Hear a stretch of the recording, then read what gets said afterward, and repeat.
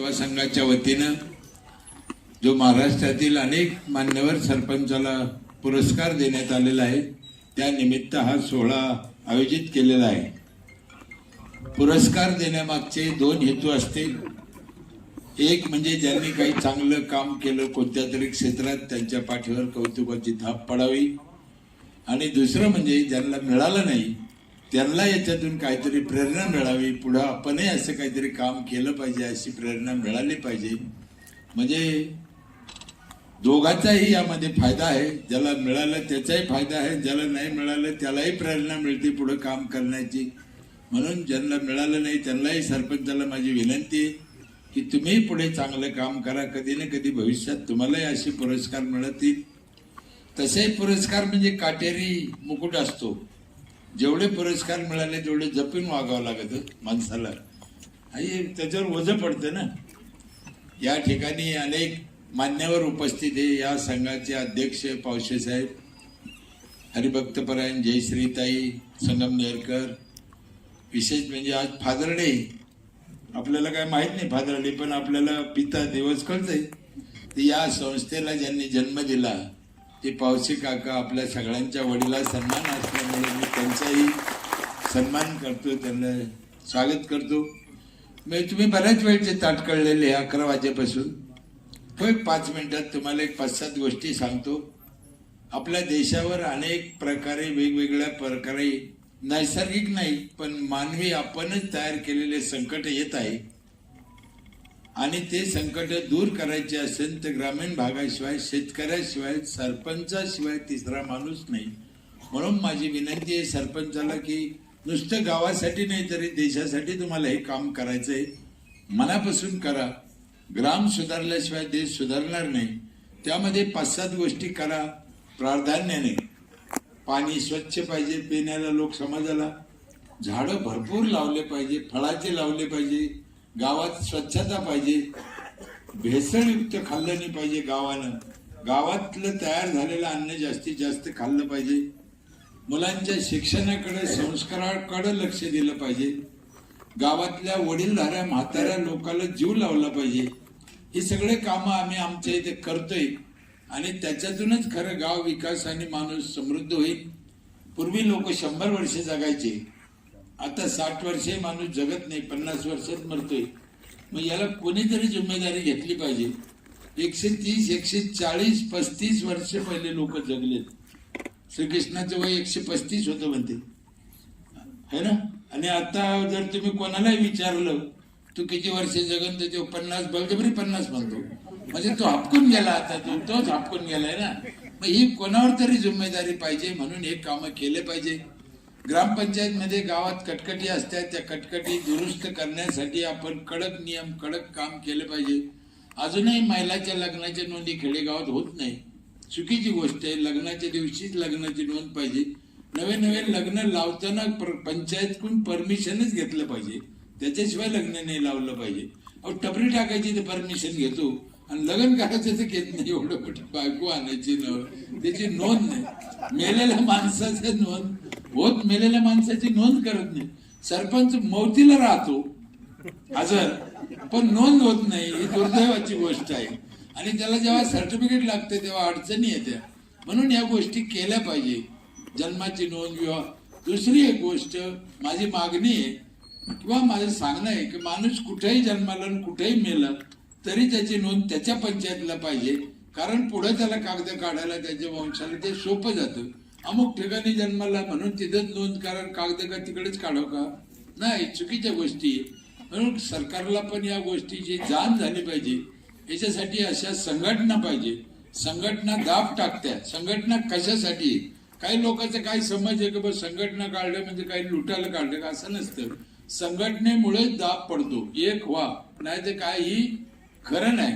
किती हजार शून्य असले तर त्याचा काही उपयोग नाही, त्याच्या मागे एक लागतोच। एक झालं पाहिजे, सगळ्या सरपंचांनी संघटनेत काम केलं पाहिजे। आत्ता तुम्हाला सांगतो, या वर्षीची गोष्ट आहे, जवळजवळ 5000 सदस्य सरपंच अपात्र झाले होते, कारण काय तर त्यांनी सर्टिफिकेट दाखल केले नाही म्हणून। लय मोठा गुन्हा नव्हता केला त्याने, काही अतिरेकी नव्हती, ते काढून टाकले होते। संघटनेने दबाव टाकला म्हणून पुन्हा त्याला 1 वर्षाची वाढ दिली। 1 वर्षाची नाही, ती परमनंट 5 वर्षाची वाढ आहे. जरी त्यांच्याकडून सर्टिफिकेट नसेल गेलं तर त्याला काही एवढं मोठं हे नाही, कारण निवडणुकीच्या टायमाला त्यांनी ते सर्टिफिकेट दाखल केलं होतं. काही कारणानं कलेक्टरपर्यंत नसेल गेलं म्हणून त्यांना अपात्र करणं चुकीचं आहे. तर हे दाब टाकायसाठी संघटना पाहिजे आणि संघटनेत सरपंचांनी काम केलं पाहिजे. एक गोष्ट खरी आहे, सरपंचाला काम करताना अडचणीला राहत्या. आम्ही 25-30 वर्षे केलं, अडचणी माहिती आहे. अडचणीतूनच मार्ग काढला पाहिजे. हा काट्याचा रस्ता आहे, आमच्या तिकडे तुमच्याकडे आहे की नाही माहित नाही. रस्त्याच्या कडेला असे 2-2, 4-4 कुत्रे बसते. काहीतरी मीटिंग चालते त्यांची, काय चालते माहित नाही. पण एखादी गाडी जर आली 2 व्हीलर 4 व्हीलर, त्या गाडीच्या मागे जोर जोराने पळते ती कुत्रे. का पळते माहित नाही. मी खूप अभ्यास केला, मला जगातलं अनेक गोष्टीचं ज्ञान झालं, पण हे कुत्रे काऊन पळते मला काही कळलं नाही, अजून कळलं नाही. पण एक गोष्ट मला त्याच्यातून समजली, किती कुत्रे मागे लागले गाडीच्या, म्हणून गाडीवाल्यानं कधी गाडी उभा करून कुत्र्याला विचारलं का तुमचा काय प्रॉब्लेम आहे का? त्यांना विचारायचं नाही. असे कुत्रे पळतेन गमतेन आणि दर गावात 2-4 कुत्रे असतेच असते. त्याच्यामुळे तुम्ही तिकडे काय लक्ष नाही देताना आपलं कोणत्याही क्षेत्रात जा, हे कुत्रे असतेच. तिकडे लक्ष न देताना आपली गाडी व्यवस्थित चालवली पाहिजे. आपली गाडी खड्ड्यात झाडावर जाणार नाही याची काळजी घेतली पाहिजे. आपल्याकडून समाजाचं कल्याण होईल अशा गोष्टी आपण केल्या पाहिजे. आता 7 वर्ष झाले जवळजवळ आम्ही आमच्या इथे 40 म्हाताऱ्याला रोज जेवण देतो गावातल्या. पंचायत मी नाही. माझं म्हणणं आहे, म्हातारे लोक वृद्धाश्रमात नेऊन टाकल्यापेक्षा गावाला काय लय झाले की ते प्रत्येक गावाने अशा गोष्टी केल्या पाहिजे. GR मध्ये काय आहे याला महत्व नाही, सरपंच ठरवून तो कायदा आहे. आणि मी माझं नाही सांगत, ते घटनेतलं सांगतो मी. घटनेतलं एखाद्या सरपंचानं, एक ग्रामसभेनं एखादा ठराव केला, तुम्हाला कधीही सांगतो त्याला उच्च न्यायालय सुद्धा तोडू शकत नाही. तो ठराव लोकांच्या कल्याणाचा पाहिजे. तुम्हाला एवढे अधिकार घटनेने दिलेले, लय उपकार आहे आपल्यावर घटनेचे.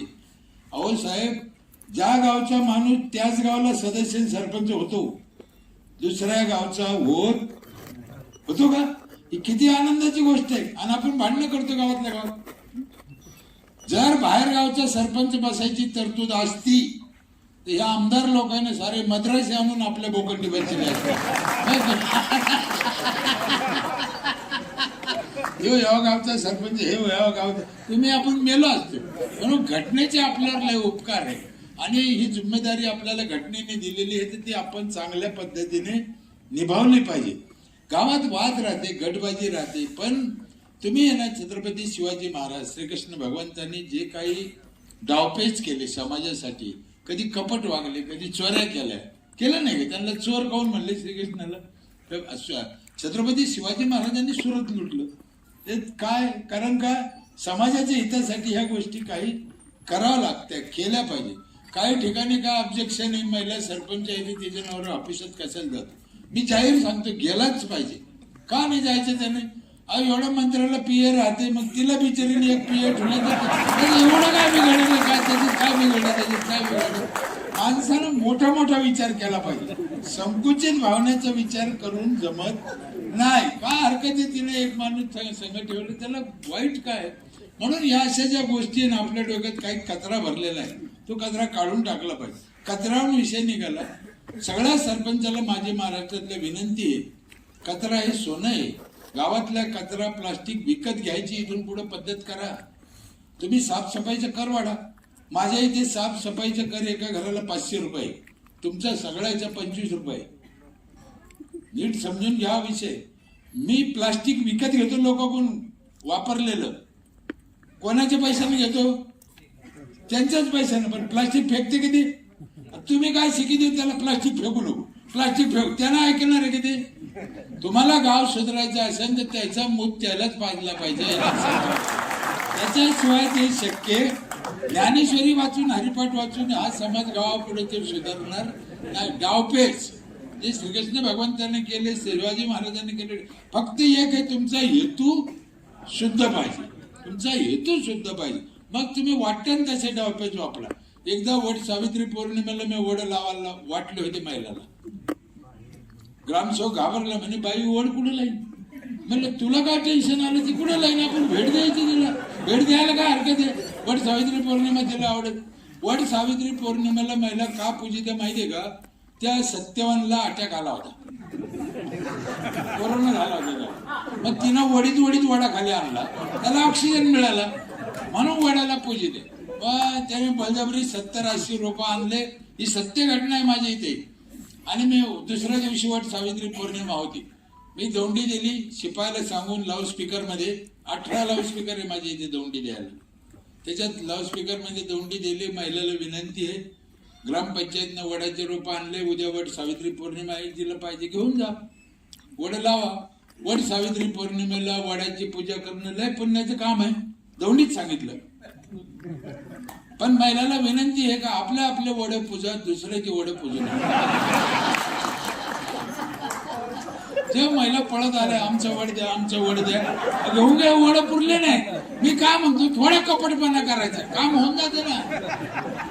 आणि इथे बसलेल्या माता भगिनी महिलाला माझी विनंती आहे की तुम्ही पण वड लावा. आणि वड लावायला लय जागा लागत, ती वड लावायला हे डोक्यातून काढा. चुकीची कल्पना आहे, वड लय जागा लागत नाही. वड कुंडीत लावायचं. कशात? कुंडीत लावायचं, दरवाजा पुढे ठेवायचं मस्त पैकी. माणूस कसा हरामी पहा, त्यांना तुळस डोळ्यापुढे ठेवली नाही का, लावले नाही का. मग तुम्ही तसं करा ना. अहो घरापुढं डोळ्यापुढं वड जर लावलं ना कुंडीत, लय फायदे हेच आहे त्याचे. तुम्ही आपल्या बहिणी म्हणून सांगतो, घरापुढं वड लावला, डोळ्यापुढं राहतो, आपला वड आपल्या डोळ्यापुढं राहतो.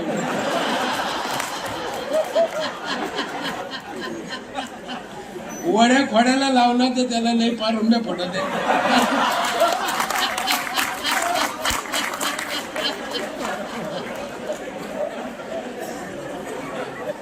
हा एक गमतीचा भाग होता. मला याच्यातून तुम्हाला हे शिकायचंय की काहीतरी करून काम झालं पाहिजे. साप मेला पाहिजे, काठीने मोडली पाहिजे, ही रीत सरपंचानं अवलंबिले पाहिजे. गावात अनेक प्रसंगी, अनेक कटकटी आहे. कसं तर तुम्हाला सांगतो, माझ्या मारुती मंदिरातली एक घटना आहे, सत्य घटना आहे. मला मंदिरच नव्हतं माझ्या गावाला, एक मूर्ती होती एका ठिकाणी. ही 90-95ची घटना. मी दर्शनाला जायचं, मला वाटलं चांगलं मंदिर बांधावं, काहीतरी करू. मी इकून तिकून पैसे आणून मंदिर बांधलं. मग ती मूर्ती मध्ये होती. गोटराम बाबा म्हणून आमच्याकडे एक चांगले महाराज दैवत होते. त्यांना विचारलं हे काय करू, म्हणे ही मूर्ती भंगली, हिला गंगात न्या, नाही तर बाजूला काढा, दुसरी चांगली मूर्ती आणली. मोठं मंदिर केलं, पाठीमागे ती मूर्ती बसली नवी, आणि मधली काढायची तर गावातले काही टक्के काढून द्यायचे. हिला हात नाही लावायचा. आता काय करावं, 1 वर्ष गेलं ती मूर्ती तिथं, एक तिथं सवती सारखं बांधलं. आता मंदिर चांगलं दिसलं ना, कोणी इथं पण टाकायचं, कोण तिथं पण टाकायचं, मंदिर बनलं. काय करावं, माझी शपथ, माझ्या मुलीची शपथ खाऊन सांगतो, ही घटना सत्य आहे. मला जीवच लागना. दसऱ्याच्या दिवशी आमची मूर्ती स्थापना होती. तुम्हाला मी आत्ता नाही म्हणलो दसऱ्याला. मग दुसऱ्या दसऱ्याला मी काय केलं, फक्त 300 रुपये खर्च केले. काका माई शपथ, 3 दारोडे पकडले, त्याला 100 रुपयाची. हे कीर्तनकाराचं काम नाही.